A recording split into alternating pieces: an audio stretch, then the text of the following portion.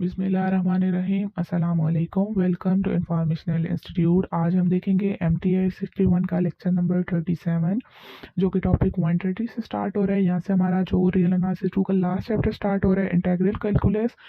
आप देखेंगे कि हम जो है रियल एनालिसिस 2 में जो भी हमारे पास जो टर्म्स थी उनको फंक्शन की फॉर्म में लेकर चल रहे थे, तो यहाँ पे भी हम इंटीग्रल को फंक्शन की ही फॉर्म में देखेंगे। तो सबसे पहले हमारे पास टर्म है, वो है locally integrable function. Locally integrable function हमारे पास क्या होते हैं, वो इससे f is locally integrable on an interval I. यहाँ पे इंटरवल हमारे पास फाइनाइट भी हो सकता है, इनफाइनाइट भी हो सकता है, क्योंकि यहाँ पे स्पेसिफिक नहीं given. If f is integral on every finite close sub interval of I, जब भी हमारा फंक्शन जो है वो इंटीग्रेबल हो किसी भी फाइनाइट क्लोज सब इंटरवल आई के क्लोज्ड और फाइनाइट सब इंटरवल पे, तो हम कहते हैं कि हमारा फंक्शन जो है लोकली इंटीग्रेबल है। कुछ रिलेटेड इसके एग्जांपल हैं।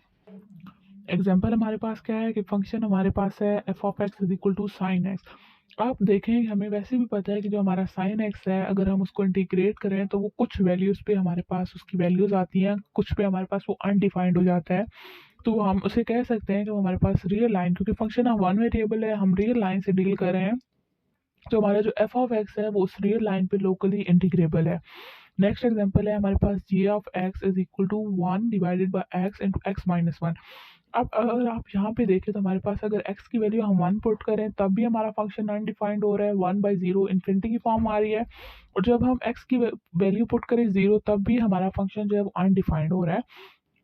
तो हमने स्पेसिफिक इंटरवल लेने हैं रियल लाइन में से, वो क्या है, वो माइनस इन्फिनिटी 0, 0 1 एंड 1 इन्फिनिटी। अब देखिए यहाँ पे ओपन इंटरवल है, तो ये पॉइंट 0 एंड 1 खुद साथ में इन्वॉल्व नहीं हो रहे, ये एक्सक्लूड है।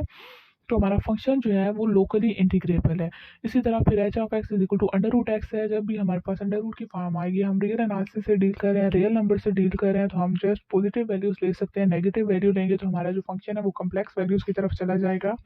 तो हमारे पास ये जो फंक्शन है वो लोकली इंटीग्रेबल है क्लोज्ड ओपन इंटरवल यानी 0 इन्फिनिटी पे। नेक्स्ट हमारे पास क्या है कि हमारा जो फंक्शन है वो क्लोज्ड ओपन इंटरवल पे लोकली इंटीग्रेबल। कैसे हम उसको फाइंड कर सकेंगे कि हमारा function A to B D X को किस फॉर्म में लिखेंगे जहाँ से वो ओपन इंटरवल है। आप देखें यहाँ पे हमारे पास बी से ओपन इंटरवल है, तो बी को हम कह रहे हैं कि बी हमारे पास अप्रोच कर रहा है लिमिट सी से, और लेफ्ट साइड से अप्रोच कर रहा है। लेफ्ट साइड से क्यों, आप देखें राइट साइड से ओपन है, लेफ्ट साइड से हमारे पास ए की वैल्यू और बी की तरफ जा रही है, तो हमने लिखा कि सी अप्रोचेस टू बी नेगेटिव, और बी की जगह हमने इंटीग्रल में सी पुट कर दिया। क्योंकि हम लिमिट ले रहे हैं तो हम इस तरह जो है वो क्लोज्ड ओपन या ओपन क्लोज जब भी आएगा तो उसकी इंटीग्रेबिलिटी को इस तरह फाइंड करेंगे, लोकली इंटीग्रेबल को, अगर हमारे पास लिमिट एग्जिस्ट कर रही हो। कुछ रिमार्क्स है हमारे पास। रिमार्क्स में हमारे पास क्या है कि जब भी हमारे पास जो 3.1 इक्वेशन हमने डिस्कस की इंटीग्रेबल से रिलेटेड वो एग्जिस्ट करेगी, तो हमारे पास जो है फंक्शन जो है वो उस जो क्लोज्ड ओपन इंटरवल है उस पर लोकली इंटीग्रेबल होगा। और जो हमारे पास रीमान इंटीग्रल हम फाइंड करते थे, जो हमने रियल एनालिसिस 1 में डिस्कस किया था, उसमें और लोकली इंटीग्रेबल फंक्शन में क्या डिफरेंस है कि हमारे पास जो लोकली इंटीग्रेबल फंक्शन होते हैं वो ओपन, जब जस्ट हमारे पास जो सब इंटरवल होता है वो ओपन भी हो सकता है, ठीक है, जैसे अभी हमने देखा कि वो क्लोज्ड ओपन भी हो सकता है और ओपन क्लोज भी हो सकता है। तो इस तरह के जो इंटेग्रल्स होते हैं वो हमारे पास इम्प्रॉपर इंटेग्रल होते हैं, जबकि रीमान जो हमारे रीमान इंटेग्रल की फॉर्म में होते हैं, रीमान में हमारे पास क्या होते थे कि हमारा फंक्शन बाउंडेड हो और वो एक जो है क्लोज्ड इंटरवल पे डिफाइंड हो, तो हमारा जो वो वाला फंक्शन होगा वो प्रॉपर इंटेग्रल होगा, जो कि इस फॉर्म में होगा जो अभी हमने डिस्कस किया। तो इसको हम कहेंगे कि ये लोकली इंटीग्रेबल फंक्शन है।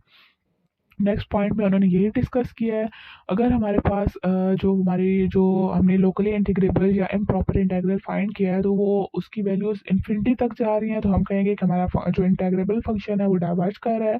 जब हमारे पास अदर देन इन्फिनिटी कोई भी फाइनाइट वैल्यू एग्जिस्ट करेगी या लिमिट एग्जिस्ट करेगी, तो हम कहेंगे कि हमारा जो फंक्शन है वो कॉन्टिन्यूअस है। फिर हमने जो देखा था वो क्लोज ओपन देखा था। अब हमारे पास है open close. If f is locally integrable on open close interval, तो तब भी हम फंक्शन को या इंटीग्रल को उसी तरह डिफाइन करेंगे, जस्ट हमारे पास वहाँ पे बी की तरफ से ओपन था, यहाँ पे ए की तरफ से ओपन है, तो हम लिमिट में सी अप्रोचेस टू ए कर देंगे। और ए देखें, ए की वैल्यूज हमारे पास राइट साइड से आ रही है, ठीक है, बी को हम लेफ्ट साइड से अप्रोच कर रहे हैं, ए को हम राइट साइड से अप्रोच कर रहे हैं, तो साथ में पॉजिटिव का साइन आएगा एंड ए की जगह सी आ जाएगा कि integral C to B F of x D x और हमारे पास जो लिमिट है वो फाइनाइट आ जाएगी, तो हम कहेंगे कि हमारा जो इम्प्रॉपर इंटेग्रल है वो कन्वर्ज कर रहा है।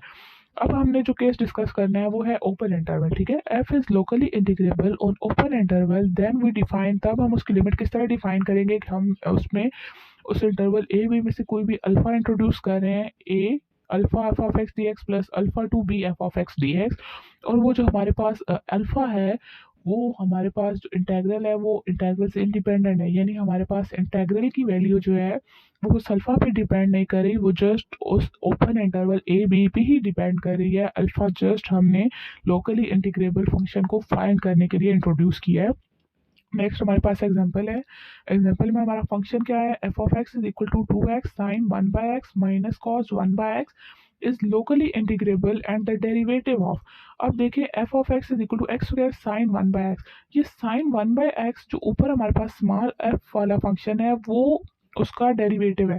जो कैपिटल एफ एक्स है वो हमारा फास्ट फंक्शन है, और जो स्मॉल एफ ऑफ एक्स है वो हमारे पास इस फंक्शन का डेरिवेटिव है, यानी जो कैपिटल वाला है वो उसका इंटेग्रल है या इंटीग्रेशन उसकी फाइंड की हुई है या एंटी डेरिवेटिव है, और जो हमारे पास स्मॉल एफ ऑफ एक्स है वो हमारे पास फंक्शन का डेरिवेटिव है, और ये किस पे डिफाइंड है, क्लोज्ड ओपन इंटरवल -2/पाई एंड 0 पे। तो इसकी इंटीग्रेबिलिटी को हमने किस तरह फाइंड किया, लोकली इंटीग्रेबल फंक्शन है -2/पाई c f of x D x is equal to, उसकी हमारे पास इंटीग्रेबल जो है वो ऑलरेडी हमें साथ में गिवन थी, वो क्या थी, x square sine 1/x values -2/पाई एंड सी। जब वैल्यूज पुट की तो हमारे पास सी की क्या वैल्यूज आ गई, क्योंकि हमने यहाँ पे लिमिट्स इंट्रोड्यूस करवाना था ना, जीरो की तरफ से तो हमारा ओपन इंटरवल था, तो जीरो की जगह हमने सी लिख दिया।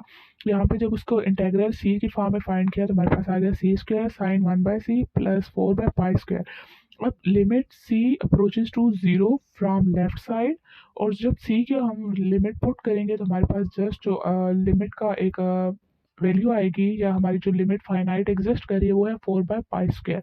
तो ये इस तरह हमने एक इम्प्रॉपर इंटेग्रल को एग्जाम्पल की फॉर्म में डिस्कस किया है। नेक्स्ट हमारे पास जो फंक्शन है वो क्या है, F of x is equal to 1 minus x की power minus p is locally integrable on closed open interval 0 and 1।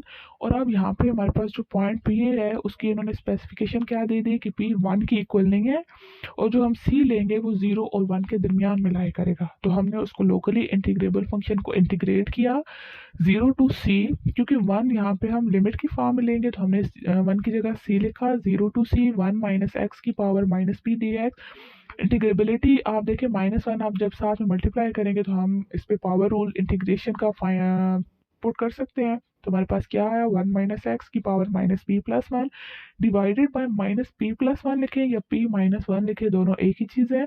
और साथ में हमने upper limit minus lower limit जब कैलकुलेट की तो हमारा जो लिमिट आई वो क्या आई, सॉरी हमारा जो फंक्शन आया वो क्या आया, 1 माइनस सी की power minus P plus 1 -1 divided by P minus 1। अब यहाँ पर हमारे पास p 1 की इक्वल नहीं था, तो हमारे पास दो केस आ जाते हैं, या तो p लेस देन 1 होगा या p ग्रेटर देन 1 होगा।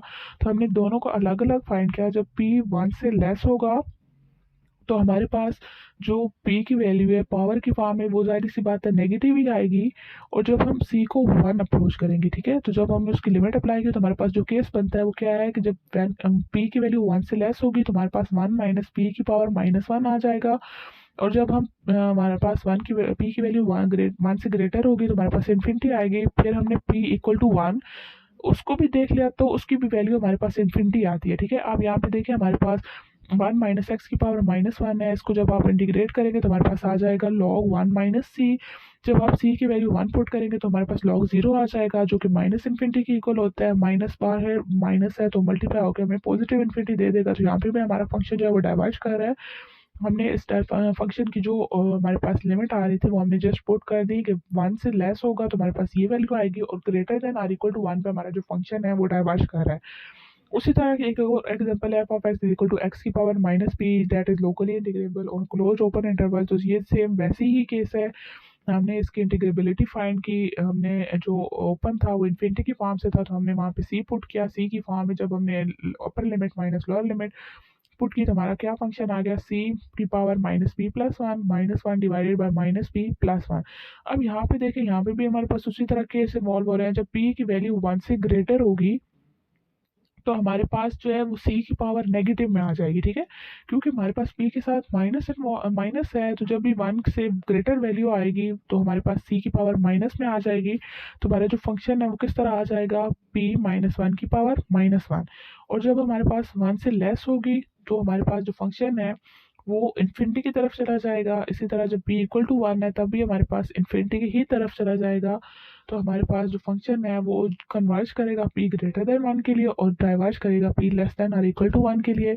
नेक्स्ट एग्जांपल भी सेम इन्हीं पैटर्न पे है, आप सॉल्व कर लीजिएगा। अगर आपको कुछ भी समझ ना आए तो आप कमेंट सेक्शन में पूछ सकते हैं। यहाँ पे हम अपने लेक्चर को एंड करते हैं। अगर आपको लेक्चर की समझ आ गया तो चैनल को सब्सक्राइब कर दें, वीडियो को ज़्यादा से ज़्यादा शेयर कर दें। बहुत शुक्रिया, अल्लाह हाफिज़।